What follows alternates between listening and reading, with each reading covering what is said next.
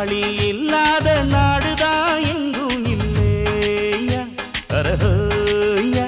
அவன் உழைப்பாலே பிழைக்காத பேருதான் எங்கும் இல்லையா